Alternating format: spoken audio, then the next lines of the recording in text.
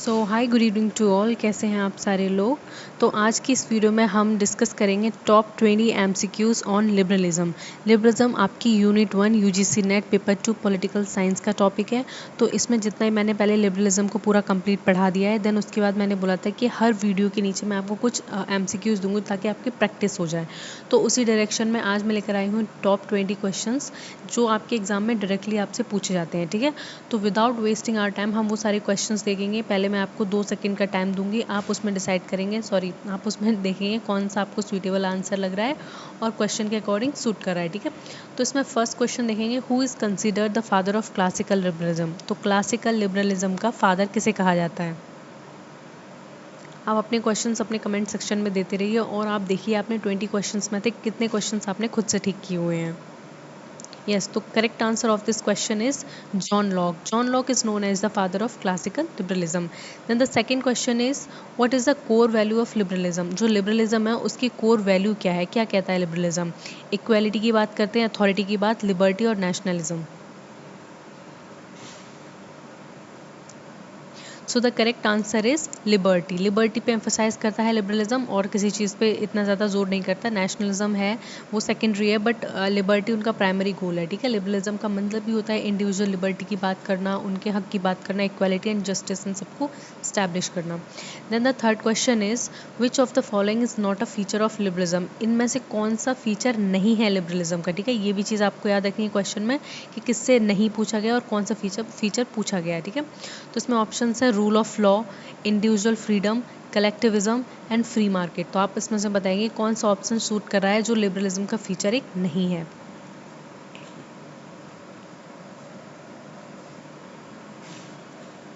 तो देखो इसका करेक्ट आंसर है कलेक्टिविज्म। कलेक्टिविज्म लिबरलिज्म की बात नहीं करता है। क्यों? क्योंकि वो इंडिविजुअलिज्म की बात करता है। वो एक एक इंसान के राइट्स को क्या रखता है, आगे रखता है।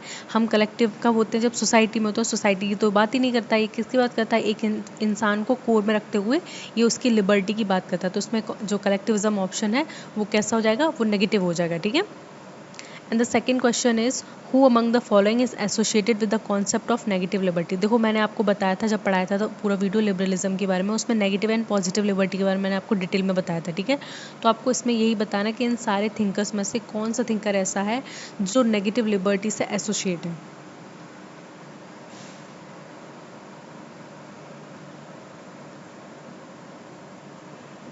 So the correct answer is Isaiah Berlin. तो इनकी बुक है टू कॉन्सेप्ट ऑफ लिबर्टी। इसमें ने नेगेटिव और पॉजिटिव लिबर्टी के बारे में काफ़ी डिटेल में स्टडी की है। ठीक है, आपको इस चीज़ों के बारे में बताया है।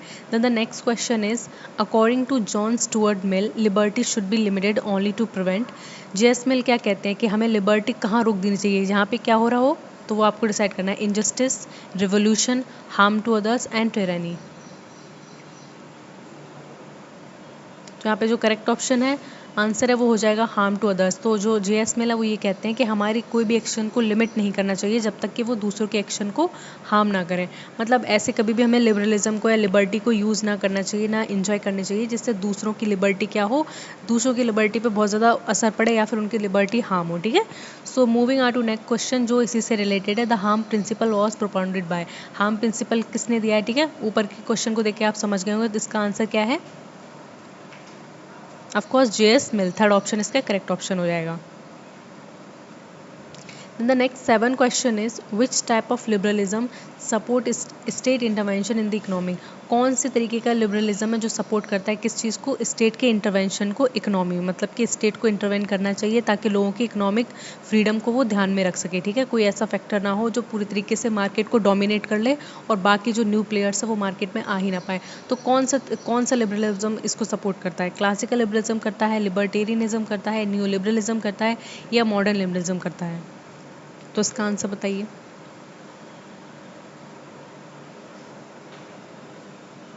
So the correct answer is modern liberalism. जो मॉडर्न लिबरलिज्म है वही सपोर्ट करता है किस चीज़ को, स्टेट का इंटरवेंशन को इकोनॉमी में। ठीक है, नियो लिबरलिज्म प्राइमरी प्रमोट। तो जो नियो लिबरलिज्म है वो क्या प्रमोट करता है। ठीक है, ये बताइए चलो।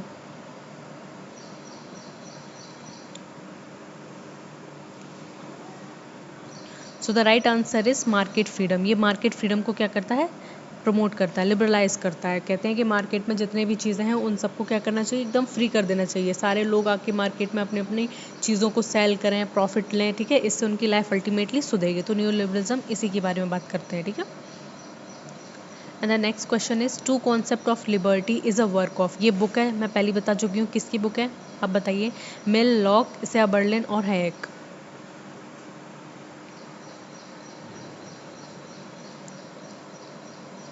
सो द करेक्ट आंसर है सिया बर्लिन, इनकी बुक है ये, ठीक है, याद रहेगी। तो ये सारी चीज़ें, ये सारे भी जितने क्वेश्चन है इसमें 20 क्वेश्चन सारे इंपॉर्टेंट है। आप प्लीज़ इसको देख लेना अच्छे से और प्लीज़ मुझे बताना आपने 20 क्वेश्चन में से कितने क्वेश्चन करेक्ट किए हैं, ठीक है। Locke believe that the state exist to protect. Locke का मानना है, जॉन लॉक का ये मानना है कि जो स्टेट है वो किस लिए एग्जिस्ट करता है, वो क्या प्रोटेक्ट करता है हमारे लिए। Freedom of speech, natural rights, equality और रिलीजन, इनमें से क्या प्रोटेक्ट करता है स्टेट। स्टेट मतलब गवर्नमेंट और जितने भी गवर्नमेंट के टूल्स हैं वो सारे क्यों एग्जिस्ट करते हैं, क्या चीज़ प्रोटेक्ट करते हैं ह्यूमन बींग्स की। So the answer is natural rights. वो क्या करते हैं, नेचुरल राइट्स को प्रिवेंट करते हैं। अब नेचुरल राइट्स कौन कौन से हैं, इसमें है लाइफ, लिबर्टी एंड प्रॉपर्टी, ठीक है। ये चीज़ आपको याद रखनी है, life, liberty and property. Writing थोड़ा सा गंदा आ रहा है मेरा, कोई दिक्कत नहीं है। प्रॉपर्टी, तो इसको कौन प्रोटेक्ट करता है, इसको स्टेट प्रोटेक्ट करता है। So the next question is which of these is not a classical liberal thinker. इनमें से कौन से क्लासिकल लिबरल थिंकर नहीं है, ये आपको बताना है, ठीक है। John Locke, Adam Smith, Thomas Hobbes और जे.एस. मिल। तो आप इसमें से देखोगे जो थॉमस हॉब हैं वो क्लासिकल लिबरल थिंकर नहीं है, ठीक है। ये बहुत बाद में आते हैं। ये जो एडम स्मिथ हैं, जॉन लॉक हैं और जे.एस. मिल है, ये क्लासिकल लिबरल थिंकर्स में आते हैं, जबकि जो थॉमस हॉब है वो यहाँ से एसोसिएटेड नहीं है, ठीक है। And the next question is which of the following thinker is associated with new liberalism. इनमें से कौन सा थिंकर है जो न्यू लिबरलिज्म से क्या है, एसोसिएट है। बताइए इसका answer. Adam Smith, John Rawls, Friedrich Hayek या रोजो। आपको करेक्ट आंसर बताना है इसका।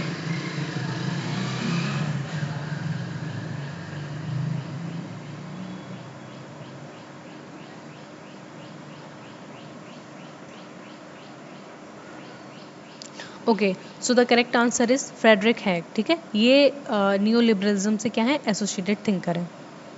Moving out to next question, that is the concept of justice as fairness is given by. Justice as fairness का कॉन्सेप्ट है वो किसने दिया है, इन्हीं का concept ignorance of well of ignorance. हाँ, वेल ऑफ इग्नोरेंस इनका बहुत ही इंपॉर्टेंट टॉपिक है। और दूसरा टॉपिक है जस्टिस एज फेयरनेस की बात करते हैं, तो आप उसे समझ गए होगे ये किसका टॉपिक है, का है, रॉल्स का है, रॉबर्ट नोज़ाइक का है या मिल्स का है, ठीक है, जेस मिल का।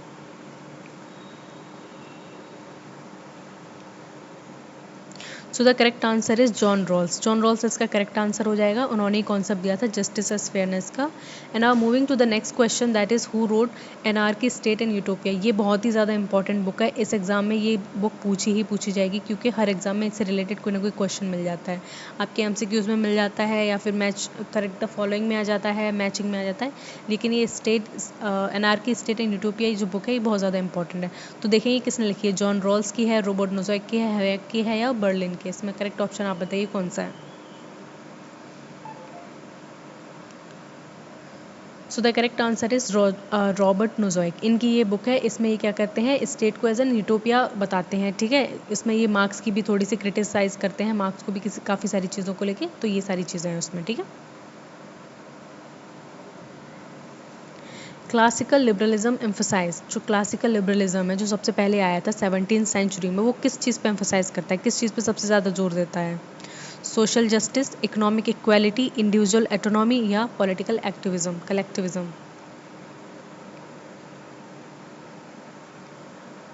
So the correct answer is individual autonomy. C is the correct answer of this question. किस लिए, क्योंकि आपने देखा 17th सेंचुरी में इंडिविजुअल को सेंटर में रखते हुए ये अपनी बात कहते हैं कि इंडिविजुअल की लिबर्टी होना चाहिए प्रोटेक्टेड, उनके राइट्स प्रोटेक्टेड होने चाहिए, उन्हें नेचुरल राइट्स मिलने चाहिए, इस तरीके की बातें करते हैं कौन, क्लासिकल लिबरल्स।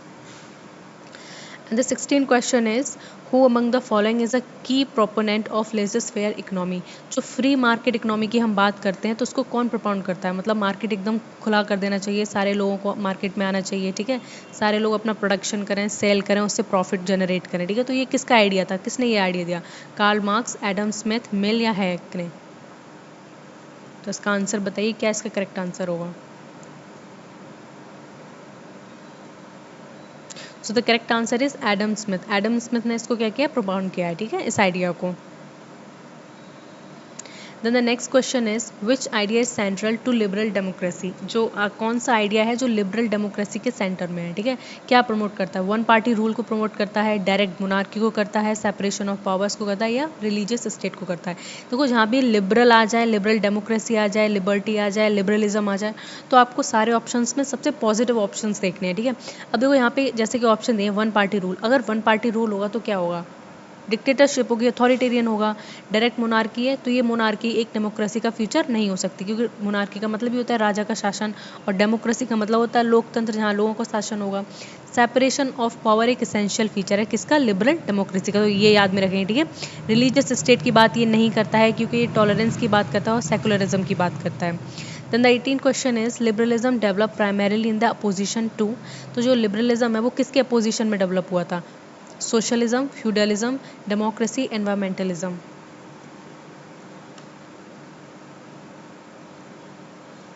तो देखो यहाँ पे ना आप एलिमिनेशन का मेथड लगा सकते हो। कैसे? सोशलिज्म के उसमें डेवलप नहीं हुआ था क्योंकि सोशलिज्म नहीं था, ठीक है। उससे पहले क्या था? फ्यूडलिज्म था, ठीक है, कंजर्वेटिज्म था, मोनार्की थी। तो यहाँ पे ऑप्शन क्या जा रहा है? फ्यूडलिज्म, ठीक है, फ्यूडलिज्म था, इसलिए क्या हुआ, उसके अपोज में लिबरलिज्म का उदय हुआ। ये चीज़ आपको याद रखनी है।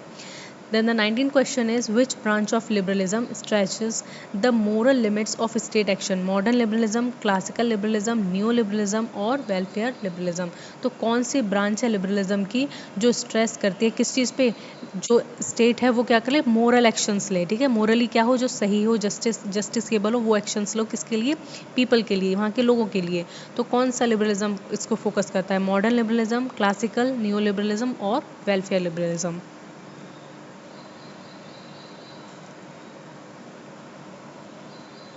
Yes, so the correct answer is welfare liberalism. Okay, तो ये बात करता है किसकी? वेलफेयर ऑफ ऑल की बात करते हैं, वेलफेयर ऑफ सिटीजन की बात करता है, ठीक है। And the last question is who emphasize the veil of ignorance? देखो यहाँ पे फिर ये क्वेश्चन आ गया कि वेल ऑफ इग्नोरेंस किसने दिया है लिबरल थॉट में? बर्लिन, रॉल्स, नोज़ॉइक या लॉक ने?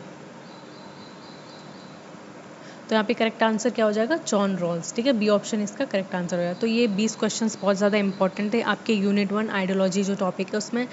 कुछ 5 से 6 आइडियोलॉजीज है जिसमें पहली ये लिबरलिज्म थी, लिबर्टी भी कहते हैं, ओके। तो उससे एसोसिएट ये पूरे मैंने टॉपिक करा दिए हैं 20 क्वेश्चंस। मैं सारी जितने भी आइडियोलॉजीज हैं उनसे रिलेटेड मैं एमसीक्यूज कराऊंगी इसी चैनल पे, तो आप मेरे सारे वीडियोस देख लेना आराम से, कोई दिक्कत नहीं है। और बाकी मेरे चैनल को सब्सक्राइब कर लेना और अपनी पढ़ाई करते रहें, ठीक है। Bye bye.